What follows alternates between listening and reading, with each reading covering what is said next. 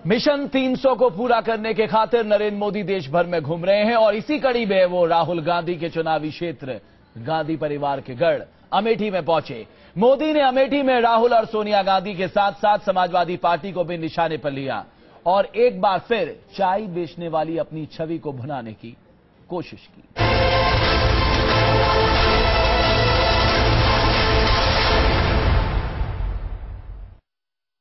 एक मां बेटे की सरकार गई,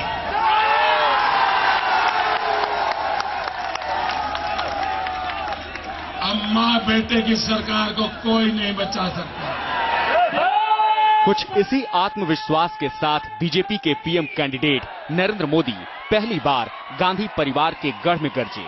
अमेठी के कुरुक्षेत्र में लड़ाई तो 3 लड़ाकों के बीच है, लेकिन चुनाव से पहले ही मोदी ने बीजेपी की जीत का दावा कर दिया है और फिर अपनी तमाम रैलियों की तरह यहां भी राहुल और सोनिया गांधी को निशाने पर लिया।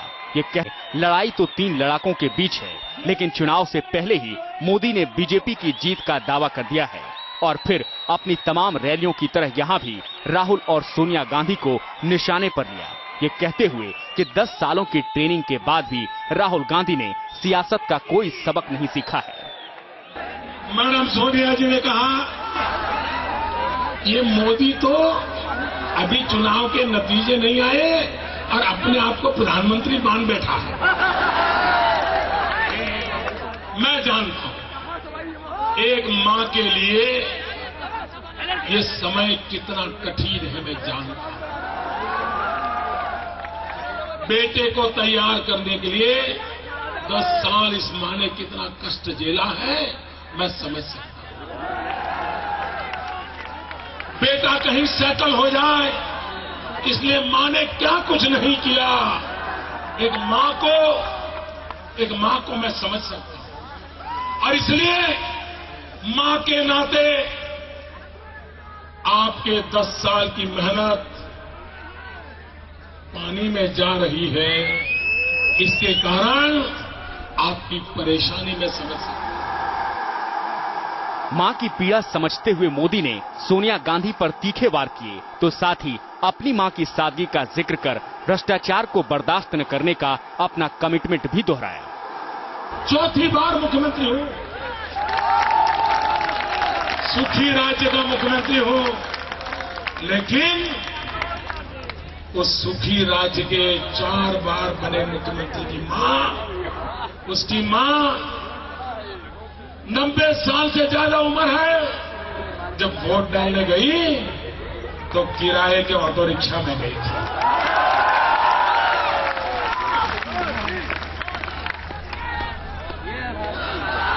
कौन कहता है भ्रष्टाचार करने की जरूरत होती है? यूपी के अमेठी में मोदी ने राहुल और सोनिया के साथ साथ सूबे में सरकार चला रही समाजवादी पार्टी को भी लपेटे में लिया और अमेठी में राहुल के मुकाबले उम्मीदवार न खड़ा करने के लिए मुलायम पर तंज कसे। भाइयों बहनों, मैं आपसे कह रहा हूं, जब उनको पूछा गया बिजली सड़क पानी तो उन्होंने क्या कहा? नहीं, केंद्र सरकार तो क्या कर सकती है, ये राज्य सरकार नहीं करती। सफेद झूठ। नहीं, आपकी तो राज्य सरकार से ऐसी दोस्ती है कि आपके लिए वो उम्मीदवार भी नहीं खड़े करते। और जब काम की बात आए और उन्होंने इतनी आपकी मदद की, जरा कम से कम बाप बेटे की सरकार का धन्यवाद तो कर देते। अमेठी में कांग्रेस और एसपी की सियासी साठगांठ पर मोदी ने कटाक्ष किया, लेकिन वो ये बताना भूल गए कि इससे पहले बीजेपी ने अपने किसी चर्चित चेहरे को अमेठी के मैदान में क्यों नहीं उतारा और ये भी कि बीजेपी के किसी बड़े नेता ने आज तक अमेठी आकर प्रचार करने की जरूरत क्यों नहीं समझी। Team news nation. तो राजनीतिक लिहाज से एक अरसे बाद बीजेपी का कोई दिग्गज नेता अमेठी में गरजा है, वरना इन बड़ी सीटों को हमेशा एक वॉकओवर की तर्ज पर देखा जाता था। लेकिन क्या वाकई राहुल गांधी के लिए नरेंद्र मोदी क्या कोई मुश्किल खड़ी कर पाएंगे? क्योंकि परसों ईवीएम मशीन में अमेठी अपने प्रत्याशी का भाग्य बंद कर देगी और इसी पे चर्चा आज हमारी है। क्या वाकई एक मुश्किल लड़ाई के दौर से गुजर रहे हैं, खुद अपने संसदीय क्षेत्र में जिसके साथ वो भावनात्मक जुड़ा महसूस करते हैं, जो गढ़ रहा है कांग्रेस पार्टी का, क्या वहां राहुल मुश्किल महसूस कर रहे हैं? इसी पे चर्चा करने के लिए बीजेपी के प्रवक्ता कैप्टन अभिमन्यु मेरे साथ जुड़ चुके हैं, भोपाल से मुकेश नायक साहब मेरे साथ जुड़ चुके हैं, स्टूडियो में वरिष्ठ पत्रकार उर्मिला जी मेरे साथ है। मुकेश नायक साहब, आपको लगता है कि राहुल गांधी के लिए यह दौर वाकई मुश्किल का चल रहा है, न सिर्फ देश भर में बल्कि खुद अमेठी में भी उनको मुश्किलों का सामना करना पड़ रहा है, या आपको लगता है कि वहां तो उन्हें हराना नामुमकिन है?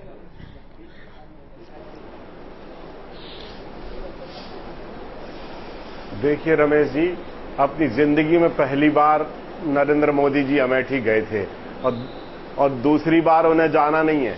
स्मृति ईरानी को तो बीजेपी में इसलिए रखा है कि चुनाव हारने के लिए। पहले चांदनी चौक से चुनाव हार गई थी, अमेठी से वो क्या चुनाव जीतेंगी? अमेठी से गांधी परिवार का एक पारिवारिक रिश्ता है, रोजमर्रा का संबंध है, वहां के विकास से, वहां की जनभावनाओं से, एक एक परिवार से जुड़े हुए हैं वो। मुझे आश्चर्य होता है, मोदी जी ने ये कहा कि उनके 90 साल की माताजी ऑटो रिक्शा पर वोट डालने के लिए गई। आप टाटा को 10,000 करोड़ की सब्सिडी देते हैं, बेचारी माताजी ऑटो रिक्शा पर वोट डालने के लिए जाती हैं। उन्होंने ना बेटे का धर्म निभाया, ना पति का धर्म निभाया, और पिता के धर्म के निभाने का तो प्रश्न ही नहीं है। वो क्या जाने माता, मुकेश नायक पिता, बेटा, इनके भावनात्मक संबंध, इनका हृदय, नरेंद्र मोदी एक कमिटमेंट करके आए हैं अमेठी के लोगों से, पराजित लड़ाई लड़ रहे हैं। मुकेश नायक साहब, वो इस कॉन्स्टिट्यूएंसी को एक मॉडल कॉन्स्टिट्यूएंसी बनाएंगे, ऐसी कॉन्स्टिट्यूएंसी बनाएंगे जैसा कि उन्होंने कहा कि विदेशों से जो हैं स्कॉलर्स ये जानने की कोशिश करेंगे कि इतनी पिछड़ी कॉन्स्टिट्यूएंसी अगले क्षेत्र में कैसे आ गई, इसका शोध होगा। ये नरेंद्र मोदी वहां कमिटमेंट करके आए हैं आज। आपको लगता है कुछ परेशानी आप लोगों के लिए खड़ी कर गए? प्राथमिक शिक्षा में, सुनिए रमेश जी, प्राथमिक शिक्षा में 28वें पायदान पर है गुजरात, माध्यमिक शिक्षा में 14वें पायदान पर है। ड्रॉप रेट गुजरात में बच्चों का सबसे ज्यादा है, स्कूल छोड़ने वाले बच्चों का, अधूरी पढ़ाई छोड़ने वालों का रेशियो गुजरात में सबसे ज्यादा है। 46% बच्चे गुजरात में कुपोषण के शिकार हैं, 80% गर्भवती महिलाएं गुजरात में एनीमिया की शिकार हैं। ये क्या देश के विकास की बात कर रहे हैं? ये शुरू से ही पूरे देश की गलत तस्वीर देश की जनता के सामने रख रहे हैं। अमेठी की गलत तस्वीर देश की जनता के सामने रख रहे हैं। आज अमेठी एक विकसित जिला है, शिक्षा के मुकेश नायक साहब, आपके विचार यहाँ पर सुन लिए, इसका जवाब देने के लिए कैप्टन अभिमन्यु भारतीय जनता पार्टी से मेरे साथ मौजूद हैं। योजना का विस्तार हुआ। कैप्टन अभिमन्यु, आप 543 सीटों की बात कर रहे हैं, केवल एक कॉन्स्टिट्यूएंसी को मॉडल कॉन्स्टिट्यूएंसी बनाने से तो काम नहीं चलेगा ना? देखिए, आज कांग्रेस पार्टी के प्रवक्ता का मैं अभी प्रवचन सुन रहा था। अभी तक कांग्रेस का अहंकार 7वें आसमान पर है, रस्सी जल गई है पर बल नहीं गया है।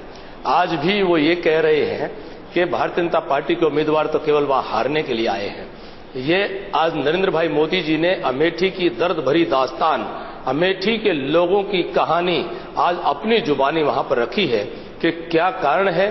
पिछले 10 वर्षों से अमेठी के सांसद राहुल गांधी जी यूपीए सरकार के एक प्रकार से हाकिम, शहजादे और युवराज की भूमिका में हो, जिनका इतना इकबाल चलता था कि पूरी कैबिनेट के फैसले को वो नॉनसेंस कह करके फाड़ करके फेंक सकते थे।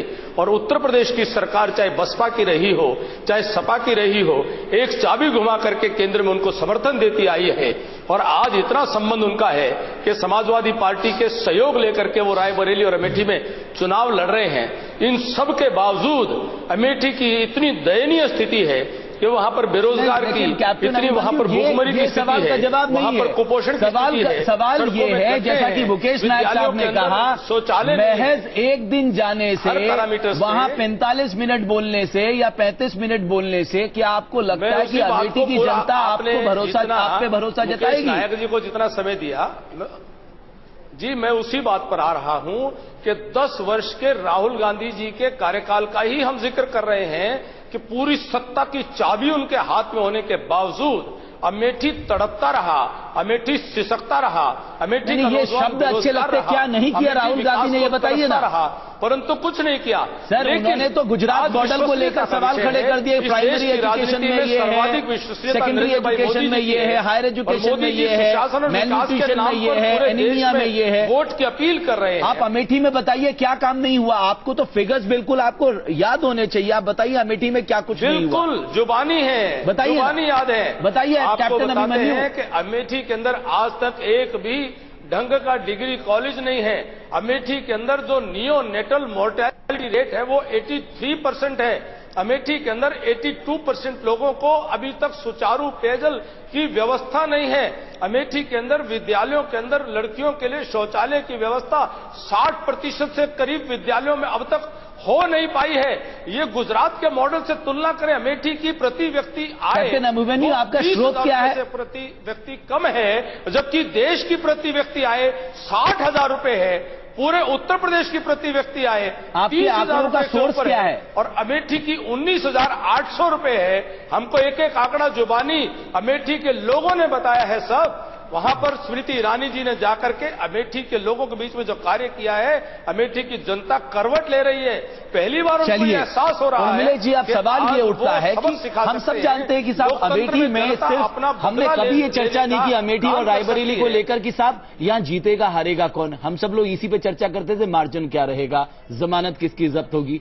आपको लग रहा है कि नरेंद्र मोदी ने आज जाकर वाकई वहां लोगों को वो आकर्षण का केंद्र बने हैं, इस लड़ाई को दिलचस्प बना दिया है, या अमेठी को ऐसा लगता है कि नहीं साहब कुछ भी हो, काम हो ना हो, ये परिवार के साथ उनका रिश्ता है? देखिए, दोनों पार्टियों के नेताओं ने जो अपने अपने पक्ष में आंकड़े पेश किए, आंकड़ों के दंगल में उतरने का कोई फायदा नहीं है जी, क्योंकि आंकड़े इंसानी सूरत को बदलते नहीं है। वो केवल एक दूसरे से होड़ लेते हैं कि कौन आगे है कौन पीछे है। ये बात असली है और बिल्कुल सच है कि अमेठी का विकास ठीक से नहीं हुआ है, उत्तर प्रदेश का विकास ठीक से नहीं हुआ है, देश के बहुतेरे प्रदेशों का विकास ठीक से नहीं हुआ है।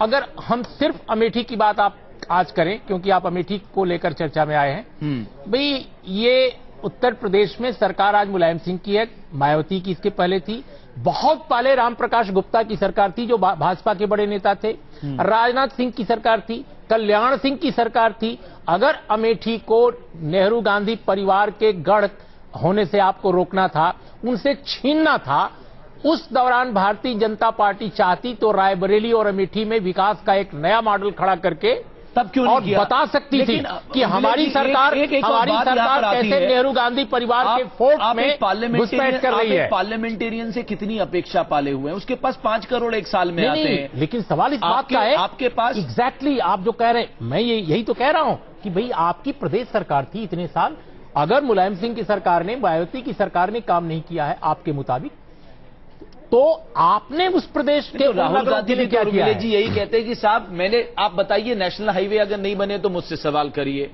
अगर क्योंकि कंकरेंट लिस्ट में शिक्षा है, प्राइमरी शिक्षा, उसमें आप मेरे से बात करिए, लेकिन जहां तो राज्य सरकार के मुद्दे वहां मैं क्या करूं? मैं वही बात कह रहा हूं कि आखिर इसके जो विकास नहीं हुआ है अमेठी का, या अमेठी जैसे तमाम कस्बों शहरों का नहीं हुआ है, इसके गुनाहगार कौन है? यही तो क्या इसके लिए गुनाहगार बीजेपी नहीं है? अगर नरेंद्र मोदी कह रहे हैं कि साहब मैं इसे एक मॉडल कॉन्स्टिट्यूएंसी बना दूंगा, कैसे? आप वही तो बात है भाई, आप गाजियाबाद में आपके राष्ट्रीय अध्यक्ष आए थे चुनाव लड़ने, उन्होंने कहा इसको हम मॉडल बनाएंगे, हम हिंडन को बिल्कुल पवित्र बना देंगे, हिंडन आज नर्क है, और आप कह रहे हैं गोमती को हम ठीक करेंगे। मेरा ये कहना है कि ये चुनाव में नेता जाते हैं एक दूसरे को शिकस्त देने के लिए, ये तमाम जुमलेबाजी करते हैं, लेकिन और हकीकत यह है कि सच नहीं बदलता, क्योंकि आपका कमिटमेंट जनता के प्रति नहीं है, आपका कमिटमेंट केवल सत्ता के प्रति है, कुर्सी के प्रति है। एक बात तो आप मानेंगे कि चाहे कोई भी व्यक्ति हो, पार्टी में कितना ही बड़ा हो, पार्लियामेंट्री तहजीब ये